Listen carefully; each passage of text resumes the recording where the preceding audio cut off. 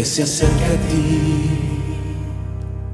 y encienda hoy tu altar. Déjalo. Hemos llegado en este estudio que hemos estado teniendo este año hasta el capítulo 18, versículo número 11, donde vimos el viernes pasado la primera parte que describe este capítulo de la traición y el arresto del Señor Jesús, aunque claramente podíamos estudiar y ver que no es que a él lo hayan arrestado, sino que él se dejó arrestar. En otras palabras, no tanto se dejó arrestar, sino que él voluntariamente llegó al lugar donde tenía que llegar, donde sabían que iba a estar. Era un plan ya trazado y él dio su vida. No fue algo que lo agarraron por sorpresa y de una mala voluntad lo hizo, sino que él hasta en este punto lo hizo voluntariamente. Era algo que él quiso hacer. Y en el versículo 11 veíamos cómo el Señor le dice a Pedro que Pedro trató de evitar esto con violencia, sacando la espada y quitando la oreja de un siervo del sumo sacerdote, que más adelante el Señor, uno de los últimos milagros que él hace es que le vuelve a poner la oreja. Y en el versículo 11 dice que Jesús entonces dijo a Pedro: mete la espada en la vaina. La copa que el Padre me ha dado, ¿acaso no la he de beber? Y concluíamos viendo que en todo el Antiguo Testamento, cuando se habla de la copa, se refiere a sufrimiento. Es más, en Apocalipsis también vemos las copas de la ira de Dios. Es decir, que la expresión, la copa que no he de beber, está hablando el sufrimiento que está por delante. ¿Acaso no lo voy a tomar? Era parte, el sufrimiento era parte de la exaltación. Ahora, llegando al versículo 12, entonces, quisiera que leyera conmigo, si Dios no lo permite, poder verlo hasta el 27. Del 12 al 27 vamos a estar viéndolo, pero vamos a entrar en el versículo 12 al 14, en este tramo. Lea conmigo y dice: entonces la corte romana, el comandante y los alguaciles de los judíos prendieron a Jesús y le ataron. Y le llevaron primero ante Anás, porque era suegro de Caifás, que era sumo sacerdote ese año. Y Caifás era el que había aconsejado a los judíos que convenía que un hombre muriera por el pueblo. En estos versículos podemos ver algo bastante interesante. Dice la escritura que la corte romana, yo le decía el día viernes pasado que esto variaba en números, podía ser de 200 hasta 600. En algunos casos llegaban arriba de 1000 dependiendo la necesidad que hubiera. Pero estaba la corte romana, los principales sacerdotes, los alguaciles, que era como la seguridad del templo, los policías del templo. En otras palabras, no eran 50, no eran 60, eran cientos de personas los que estaban en ese arresto. Y veíamos que llegaron con armados, con antorchas, porque de una u otra manera estaban previendo que el Señor iba a escapar y que tenían que perseguirlo y hacer un arresto a la fuerza. Sin embargo, el Señor se entrega. Un hecho interesante es que cuando Él se identifica yo soy, dice que todos caen a tierra. A mi parecer, todavía dando una última oportunidad para que ellos reflexionaran que iban a una misión donde Él no era cualquier persona, sino que era lo que decía ser el Hijo de Dios. Entonces, en el versículo 12 vemos que llegan, a pesar de eso, prenden a Jesús, y no solamente lo prenden, sino que dice que lo ataron. Es decir, en ese momento no habían esposas como en el caso de ahora, pero si hubiera sido un arresto moderno, el Señor hubiera salido esposado.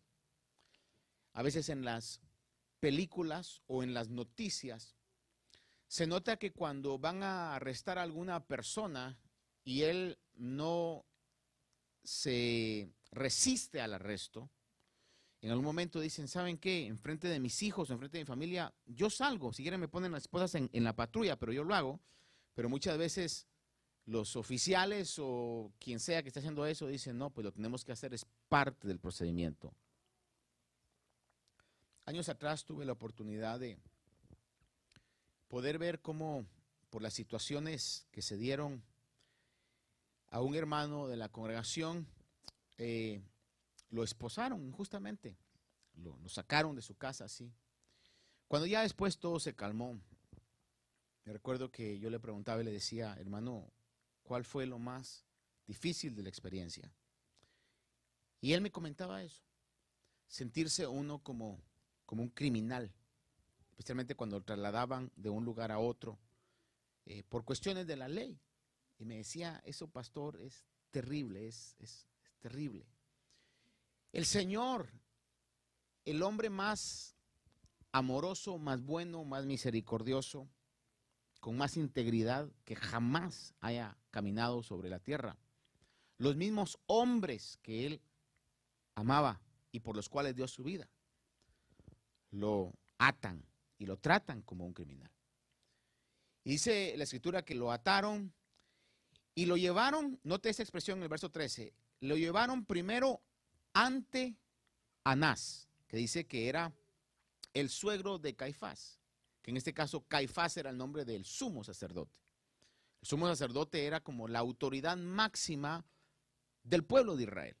Israel no tenía un gobernador, no tenía un alcalde, el sumo sacerdote era el que daba la autorización o pasaba el reporte a Roma para que Roma tomara alguna acción armada o política en alguna situación que se estaba dando en ese momento. Caifás era el yerno de Anás y dice aquí que lo llevaron no con Caifás, que era en este caso la persona indicada a la que tenían que llevarlo, sino lo llevaron en este caso a Anás, que era su suegro. Anás había sido sumo sacerdote anteriormente. De hecho, el sacerdocio de Anás y Caifás, según la historia, era un sacerdocio que no era totalmente legítimo, sino que por las mismas conexiones con Roma, ellos habían decidido que su yerno quedara también de sumo sacerdote. Es decir, las relaciones políticas eran unas relaciones no legales en este caso, y trabajaban ellos, había una amistad entre Roma y ellos. Y lo llevan a la casa de Anás, porque el juicio que le hicieron al Señor es bastante interesante. Cuando uno lo mira desde un evangelio nada más, como que no lo entiende, pero poniendo los tres evangelios nos vamos a dar cuenta que fue un juicio que hicieron los judíos, luego se lo llevan a Pilato, Pilato lo manda a Herodes, Herodes lo manda a Pilato, y Pilato al fin, aún su mujer, la mujer de Pilato le dice, no tengas nada que ver con ese hombre, porque yo no he podido dormir, porque me han dicho que es inocente. Y entonces Pilato, tratando como de escabuirse de esa responsabilidad, dice, ¿y por qué lo vamos a tratar así? Recuerde usted que aún les plantean al pueblo de Israel que si querían que se crucificara o se condenara a Jesús o a Barrabás, y ellos eligieron a el maleante, al malhechor. Entonces, el juicio del Señor es un poco interesante, pero el punto más interesante que yo veo aquí es que era un juicio que ya el veredicto estaba premeditado. No había ninguna salida, no tenía ninguna oportunidad de salir inocente, porque en la mente de los gobernantes, a lo menos del pueblo judío, ya sabían qué era lo que tenían que hacer y querían matarlo de una u otra manera. Y como no lo pudieron conseguir de la manera legal, la palabra claramente dice, lo vemos, y usted quizás lo ha escuchado, que traen testigos falsos para que se diera el veredicto final. Pero entonces lo llevan a la casa del suegro del sumo sacerdote, que en ese caso no tenía nada que ver con el asunto, ya no era su responsabilidad. Pero lo llevan ahí y miren qué interesante es el relato, porque dice que lo llevaron a la casa o primero ante Anás, porque era el suegro de Caifás, que era el sumo sacerdote. Y dice en el verso 14 que Caifás era el que había aconsejado a los judíos. Ya aquí está el veredicto que estaba en la mente de ellos. El verso 14, mírenlo, dice, Caifás era el que había aconsejado a los judíos que convenía que un hombre muriera por el pueblo. Es decir, que ya estaba premeditado cuál iba a ser el resultado de ese juicio. Y el resultado iba a ser, este hombre de una u otra manera tiene que morir. Ahora, quiero que vaya conmigo a Mateo 25, por favor, para complementar este asunto, este relato. Mateo 25, quiero que leamos unos versículos acá. Por favor, acompáñenme. Vamos a leer el versículo Mateo 25 del 57. Perdón, aquí estoy un poquito equivocado ya en esto. 26. Mateo 26, del 57 en adelante, leámoslo, dice. Y los que prendieron a Jesús le llevaron ante el sumo sacerdote Caifás, donde estaban reunidos los escribas y los ancianos. Y Pedro le fue siguiendo de lejos hasta el patio del sumo sacerdote, y entrando se sentó con los alguaciles para ver el fin de todo aquello. Y los principales sacerdotes y todo el concilio procuraban obtener un falso testimonio contra Jesús con fin de darle muerte. Nota ahí que ya estaba el plan. Verso 60. Y no lo hallaron a pesar de que presentaron muchos falsos testigos.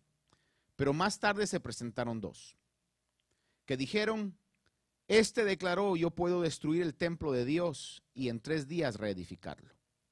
Entonces el sumo sacerdote, levantándose, le dijo, ¿no respondes nada? ¿Qué testifican estos contra ti? Mas Jesús callaba. Y el sumo sacerdote le dijo, te conjuro por el Dios viviente, que nos digas si tú eres el Cristo, el Hijo de Dios. Jesús le dijo, tú mismo lo has dicho. Sin embargo, os digo que desde ahora veréis al Hijo del Hombre sentado a la diestra del poder y viniendo sobre las nubes del cielo. Entonces el sumo sacerdote rasgó sus vestiduras diciendo, ha blasfemado. ¿Qué necesidad tenemos de más testigos? He aquí, ahora mismo habéis oído blasfemia. ¿Qué os parece? Ellos respondieron y dijeron, es reo de muerte. Es decir, era un juicio donde ya en la mente de ellos estaba planeado de que lo iban a condenar a muerte. Entonces, cuando lo llevan a la casa del suegro de Caifás, que ese fue el relato que leímos, es que ya estaban con Caifás, los siguientes versículos que podemos leer nosotros, del verso 15, vamos a ver cómo de una u otra manera el Señor expresa, hace expresiones en Juan 18:15, para dar a entender que se estaba realizando un juicio falso. Vea conmigo el versículo 15. Dice, y Simón Pedro seguía a Jesús y también otro discípulo. Este discípulo era conocido del sumo sacerdote y entró con Jesús al patio del sumo sacerdote, que era Caifás. Este discípulo que se menciona aquí en Juan, la mayoría de estudiosos o teólogos se lo dicen que es Juan, el escritor del libro, por varias razones. Porque en el Evangelio de Juan se mencionan otros discípulos menos el nombre de Juan. Si no fuera Juan, se hubiera mencionado el nombre de Juan. Se identifica a él como el discípulo al que el Señor amaba. Y de una u otra manera, cuando habla aquí, está dando a entender el versículo que tenía alguna amistad. Cuando dice que este discípulo era conocido del sumo sacerdote. Esa palabra conocido también es una palabra que se usa para decir era amigo del sumo sacerdote. Entonces él no se quedó afuera, sino que asumiendo que era Juan, entró, posiblemente para ver qué podía hacer en este sentido, aunque realmente allá no había nada que se podía hacer. Y no era tanto que la gente o los judíos, cuando dice en el libro de Juan se menciona la palabra judíos, no se menciona a todo el pueblo judío, sino que más que todo se dirige a los líderes religiosos. Los líderes religiosos ya tenían planeado cuál iba a ser el resultado de ese juicio, pero aún en eso sabemos que no era tanto que por el planeamiento que ellos tenían Jesús llegó a la cruz, sino que ya era porque el Padre lo había permitido y porque Él iba al camino de la cruz. Ahora, versículo 15 nos dice que iba Pedro y asumiendo que esto está correcto, también iba Juan con él, porque era conocido o amigo del sumo sacerdote. Mire conmigo en Juan capítulo 13, versículo 23 y 24. Ahí se identifica a Juan. Cuando dice en Juan 13, 23 y 24, uno de sus discípulos, el que Jesús amaba, estaba a la mesa reclinado en el pecho de Jesús. Por eso Simón Pedro le hizo señas y le dijo, dinos de quién habla. Ese discípulo que se menciona ahí una vez más, se está refiriendo a Juan. Habían 3 discípulos, como quizás la mayoría de ustedes lo sabe, que entre los 12 eran más cercanos a Jesús, que era en este caso Pedro, Juan y Jacobo. En este caso entonces vemos que aún hasta en el juicio del Señor estaba la cercanía de Pedro y de Juan. Entran al patio donde está siendo el Señor juzgado por los judíos, todavía no por los romanos, por los judíos. Y en el verso 16 al 18 dice, pero Pedro estaba fuera a la puerta.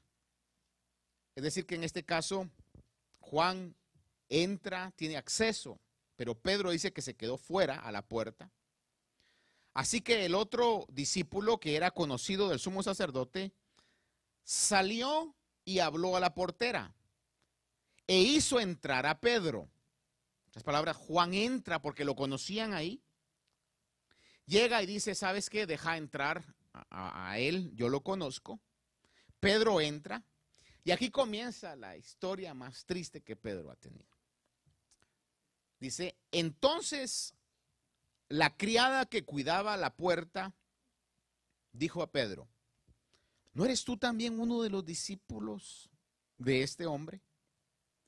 Y él dijo, no, no lo soy.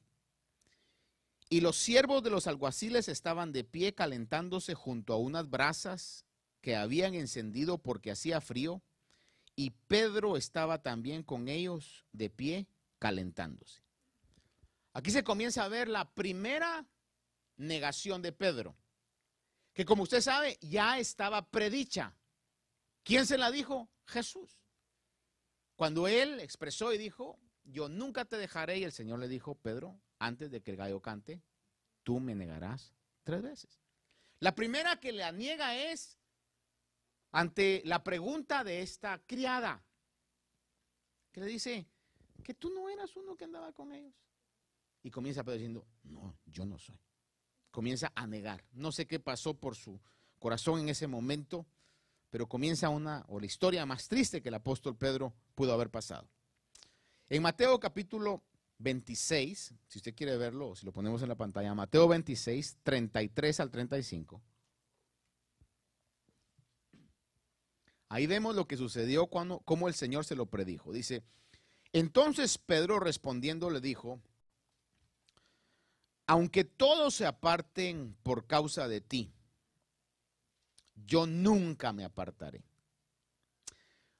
La vida nos enseña muchas veces, al igual que Pedro, a que es muy fácil hablar. Sumamente fácil expresar lealtad. Sumamente fácil hacer compromisos de labios solamente. Obviamente en la vida de Pedro, y aquí creo que cada uno de nosotros debemos de decir, Señor, ayúdame a que esto no me pase, aunque estoy seguro que en algún momento de nuestra vida, ya sea grande o pequeño, nos ha pasado.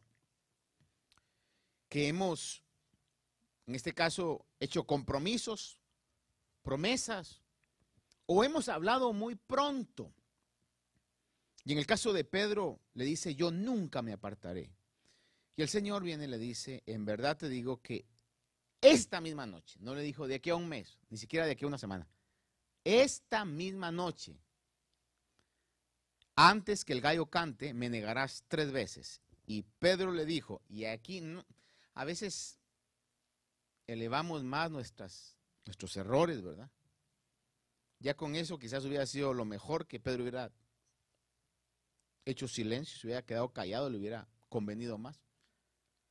Pero le añade a sus palabras, aunque tenga que morir contigo, jamás te negaré. Pero ahora acusamos a Pedro. Y en la mayoría de tiempo nosotros identificamos en la negación a Pedro porque él fue el que lo hizo.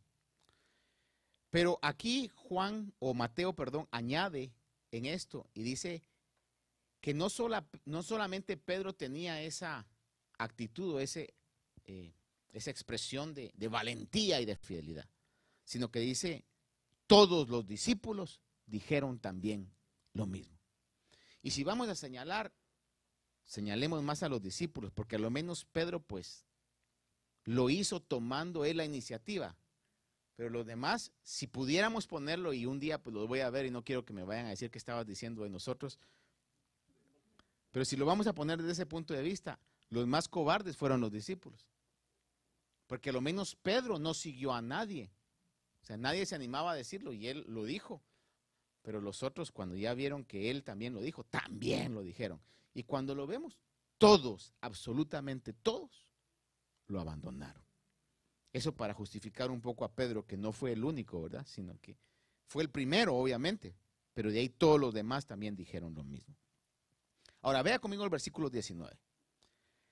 Entonces el sumo sacerdote interrogó a Jesús acerca de sus discípulos y de sus enseñanzas. Aquí ya no estamos hablando de Anás, que era el suegro, sino que ya lo habían llevado a la casa de Caifás, que era el sumo sacerdote. Y el sumo sacerdote dice que lo está interrogando porque obviamente tenía la autoridad. Le digo que el sumo sacerdote era como la autoridad no solamente religiosa, sino que en ese momento era la autoridad también política, juntamente con los saduceos, que unía a la masa de Israel, al pueblo de Israel, con el gobierno de Roma. Y entonces Caifás está interrogando a Jesús acerca de sus enseñanzas.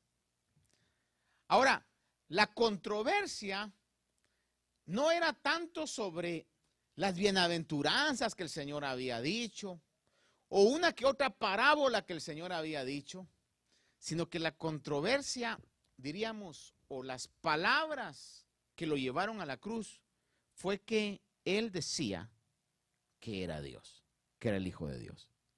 Y cuando estamos estudiando el Evangelio de Juan, vemos que la intención del Evangelio de Juan es presentar a Jesús como el Hijo de Dios. Y para que al creer en Él como el Hijo de Dios, tengamos vida en su nombre. Porque Él fue, es y será el Hijo de Dios. Él no podía negar lo que era. Eso era lo que realmente lo llevó a la cruz, esa declaración, esa enseñanza. En el 19:7, ahí lo podemos ver, dice que los judíos respondieron, nosotros tenemos una ley y según esa ley él debe morir porque pretendió ser. ¿Qué dice ahí que pretendió ser? Es decir, que la enseñanza que lo llevó a la cruz fue que él decía que era el Hijo de Dios. ¿Podía negar él que era el Hijo de Dios? No, es que era el Hijo de Dios. Es como que uno pueda negar lo que uno es. Usted es lo que es. Y aunque nos digan otra cosa, somos lo que somos. El Señor era Dios. Él sabía que era Dios. Podemos verlo aún desde su niñez cuando está en el templo, que comienza a tener ya ese principio, esos destellos de divinidad. cuando asombra a los doctores de la ley, a la gente que sabía la ley, cuando lo llega a buscar María y José y le dice, ¿acaso no sabías que en la casa de mi padre me conviene estar? Desde ahí comenzamos a ver cómo él en todo su ministerio nunca negó que era el Hijo de Dios. Y por esa declaración es que lo acusaron, lo condenaron, que ya estaban ellos determinados a que eso iba a pasar, y lo lleva a la cruz. Ahora, ya le dije yo que Anás era el suegro de Caifás, y este interrogatorio, en este caso, en la casa de Anás antes, era un interrogatorio no legal, era un interrogatorio que lo que los judíos realmente querían era que el Señor se dijera una vez más esa enseñanza para que tuvieran pruebas, en este caso con mayor peso, para poder condenarlo. Versículos 20 al 24. Jesús respondió, aquí, perdón, está hablando con Anás todavía. Jesús le respondió, le dice, yo he hablado al mundo abiertamente. Siempre enseñé en la sinagoga y en el templo, donde se reúnen todos los judíos, y nada he hablado en secreto. ¿Por qué me preguntas a mí? Pregúntales a los que han oído lo que hablé. He aquí estos saben lo que he dicho. Cuando dijo esto, uno de los alguaciles que estaba cerca dio una bofetada a Jesús diciendo, ¿así respondes al sumo sacerdote? Jesús le respondió, si he hablado mal, da testimonio de lo que he hablado mal. Pero si hablé bien, ¿por qué me pegas? Anás entonces le envió atado a Caifás, el sumo sacerdote.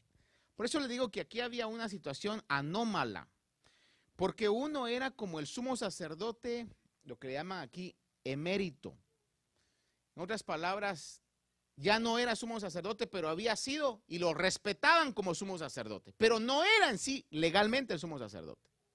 No tenía el poder que tenía realmente Caifás, que era el que en ese momento estaba como sumo sacerdote. Ahora, lo importante que veo aquí, entre muchas otras cosas, es que el Señor es golpeado. Imagínese eso. El Señor es golpeado por haber hablado al sumo sacerdote. Pero dice aquí que responde.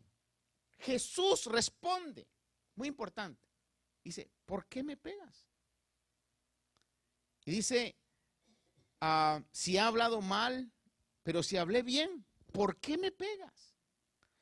Estaba viendo algunas notas aquí y me llamó mucho la atención el hecho de que como cristianos, quizás esto no nos va a gustar, pero es la verdad.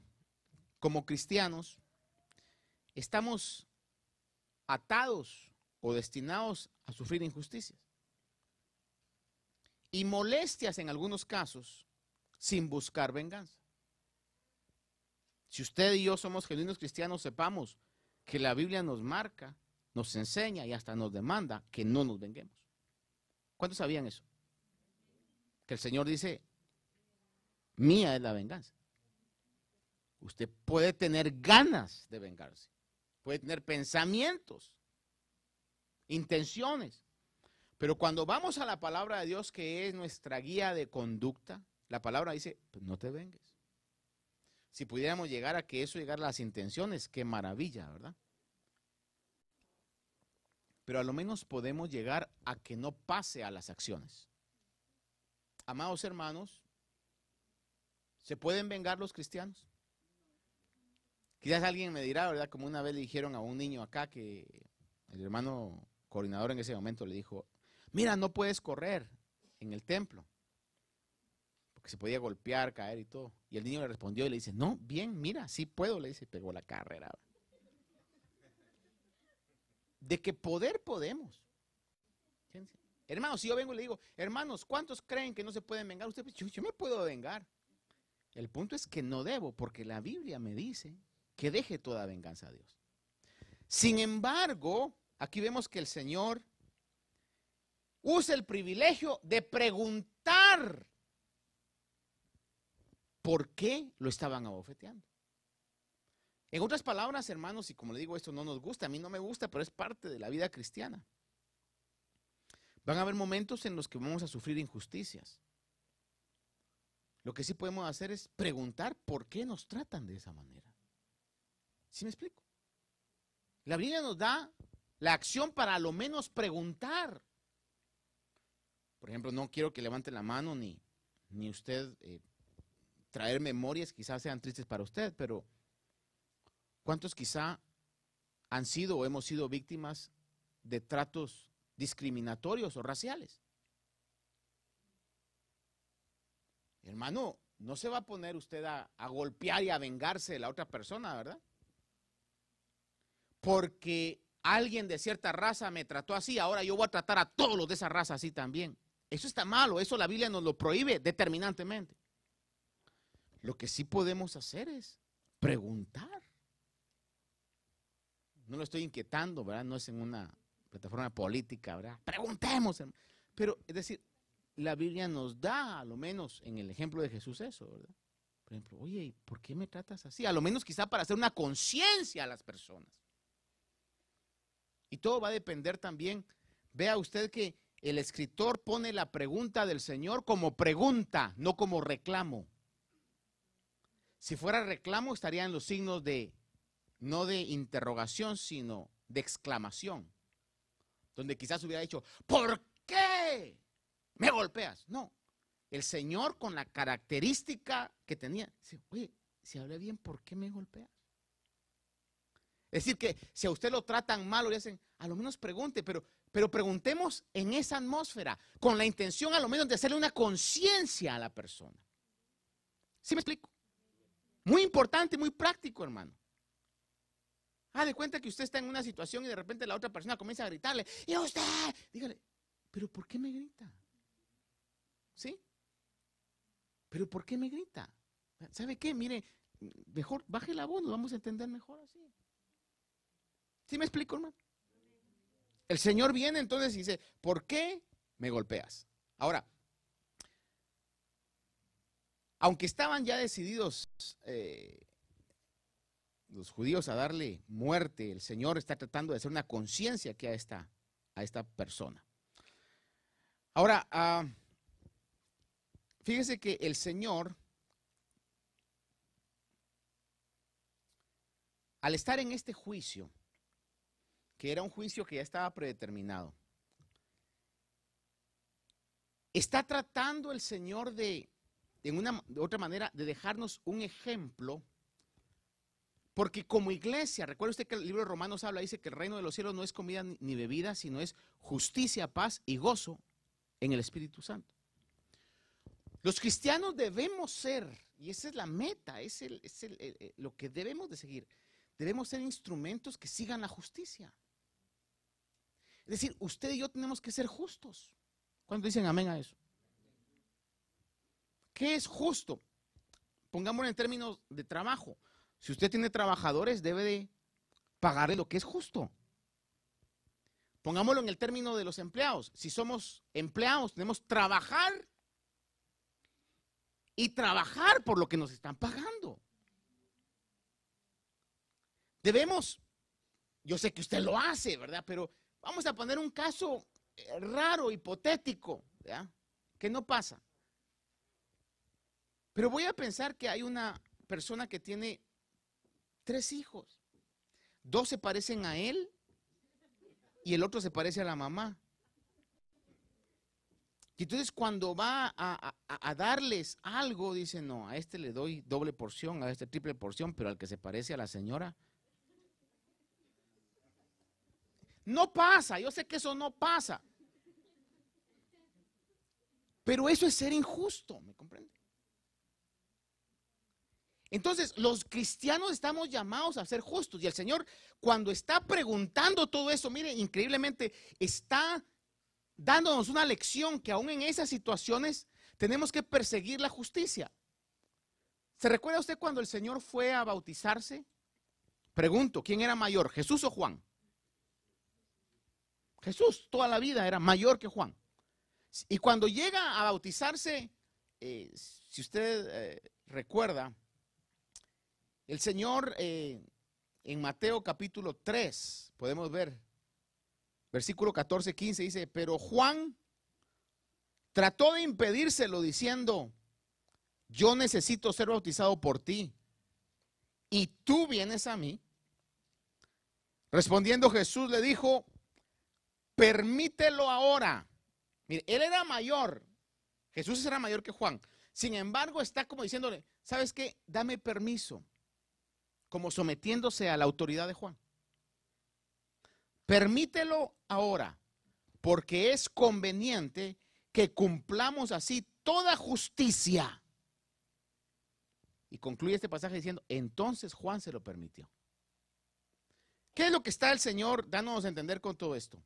De que de una u otra manera, hermano, mire, creo que en una clase que ustedes van a ver en los discipulados, hay una frase, no, me recuerdo muy bien que existe una frase, que dijo alguien de esta manera, mientras una persona lee la Biblia, cientos miran nuestra manera de vivir, o cientos aprenden de nuestro testimonio. Nuestra conducta es una manera de poder promulgar el reino de los cielos. Y el reino de los cielos tiene acciones justas.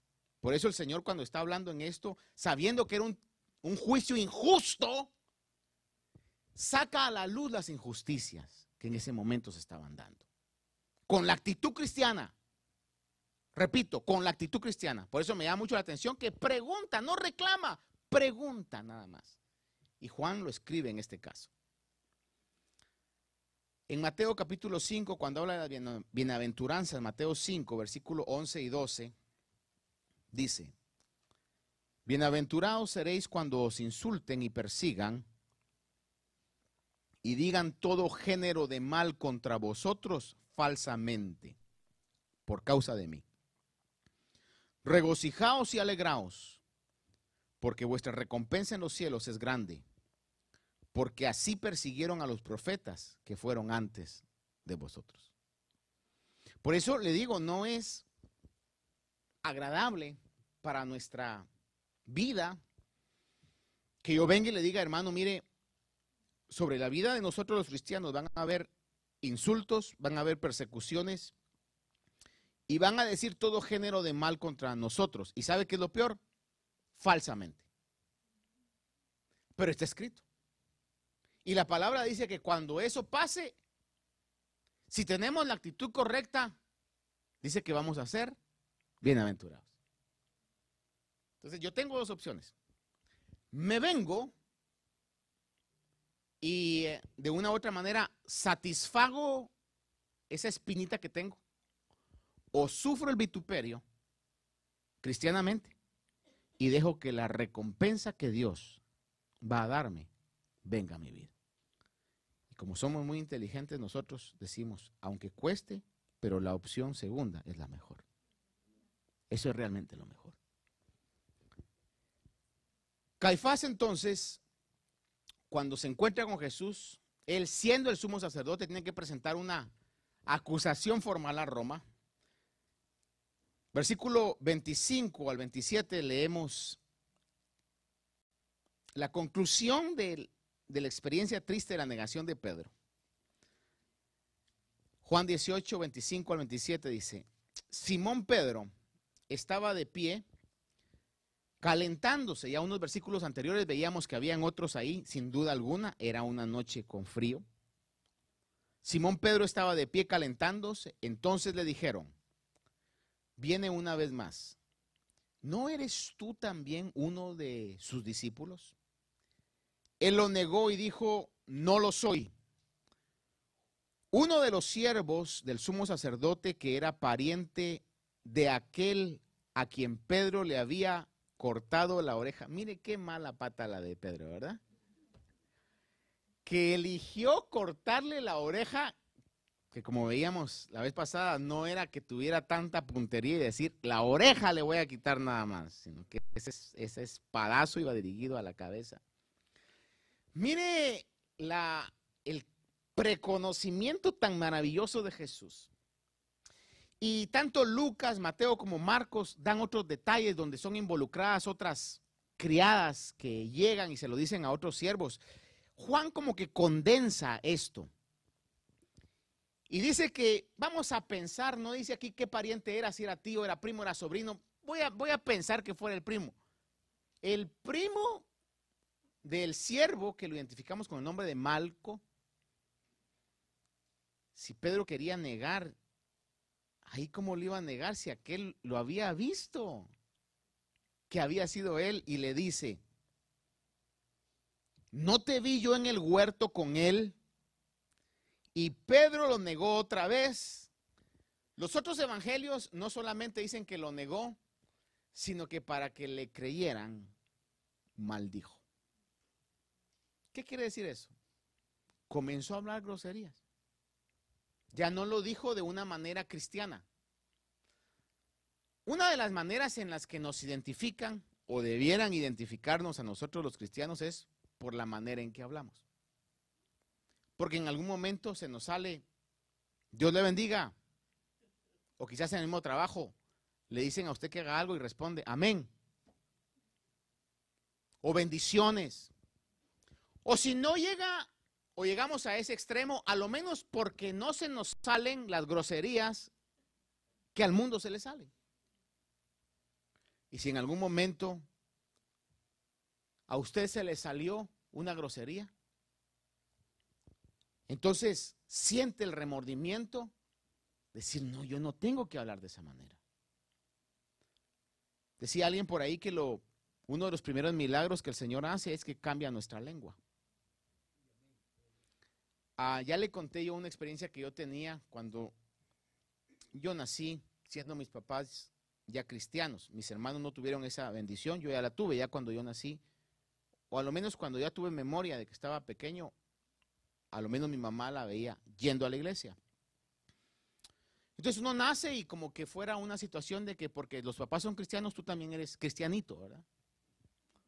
Sin embargo, no fue hasta después que tuve un encuentro con Dios, pero en ese momento donde uno es parte de un hogar cristiano, pero no es cristiano, en la escuela yo era hiper mal hablado, súper mal hablado, pero mal habladísimo.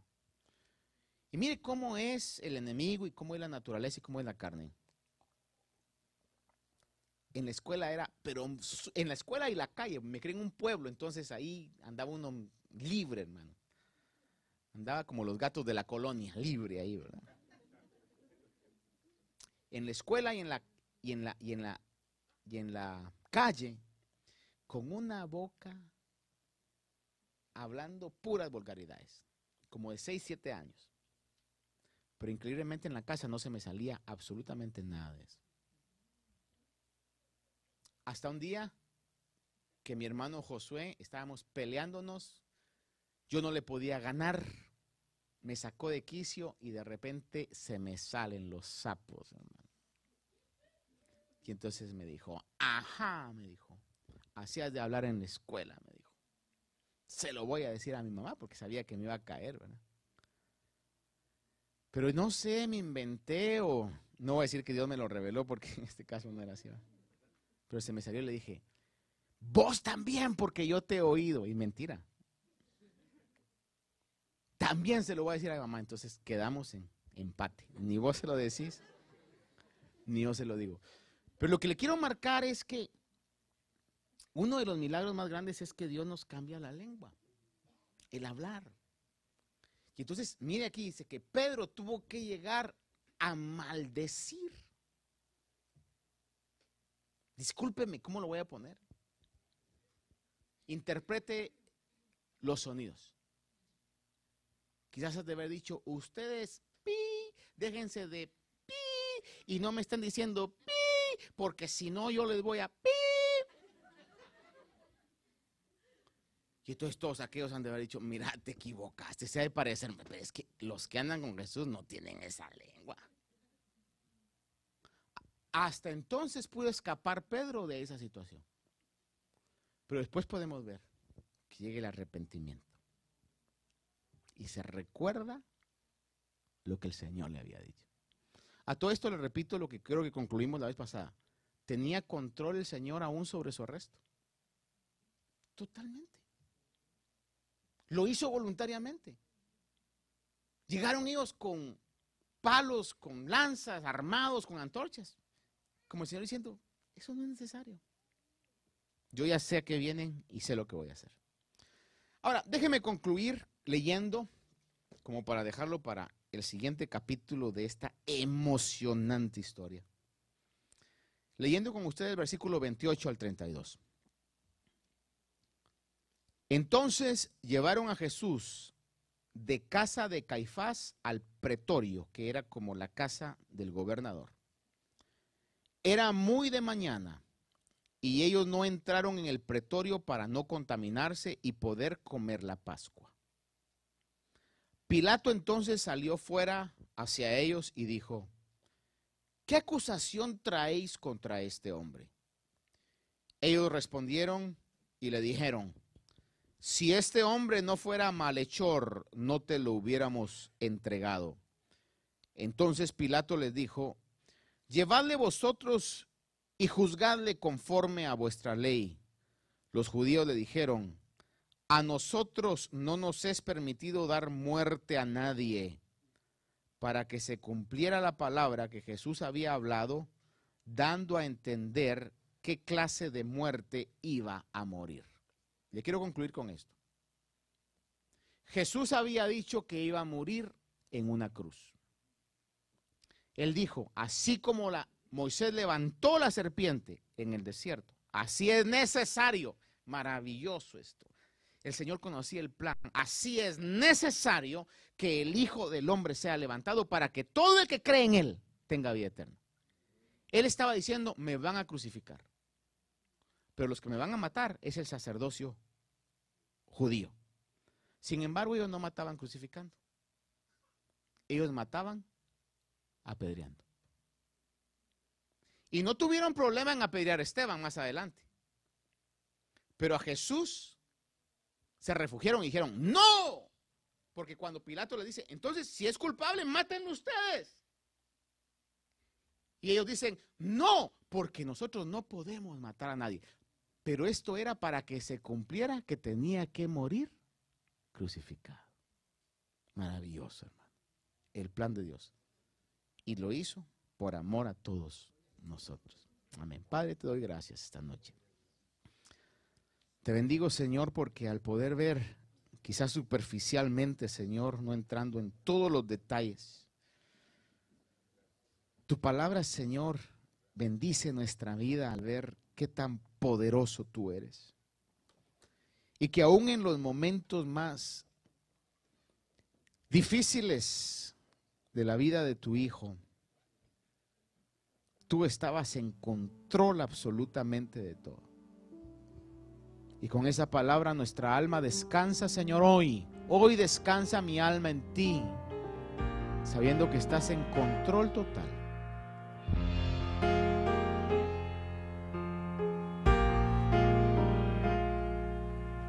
Déjalo que se acerque a ti y encienda hoy tu altar. Déjalo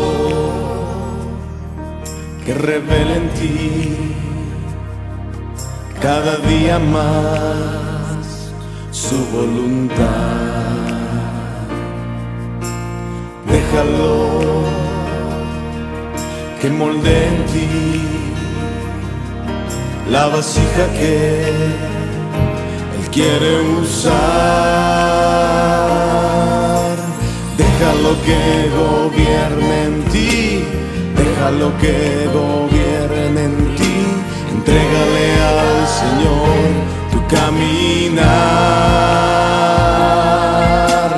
Déjalo que gobierne en ti, déjalo que gobierne en ti.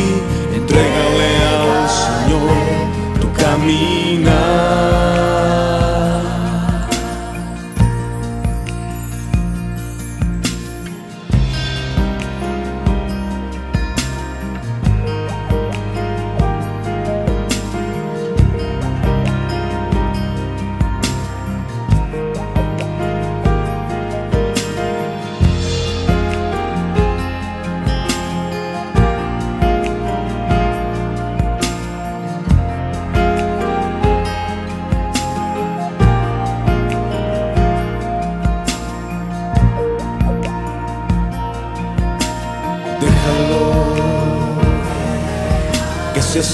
ti y encienda hoy tu altar. Déjalo que revele en ti cada día más su voluntad. Déjalo que moldee en ti la vasija que Él quiere usar. Déjalo que gobierne en ti, déjalo que gobierne en ti. Entrégale al Señor tu caminar. Déjalo que gobierne en ti, déjalo que gobierne en ti. Entrégale al Señor tu caminar. Déjalo que gobierne en ti, déjalo que gobierne en ti. Entrégale al Señor tu caminar. Déjalo que gobierne en ti, déjalo que gobierne en ti. Entrégale al Señor tu caminar.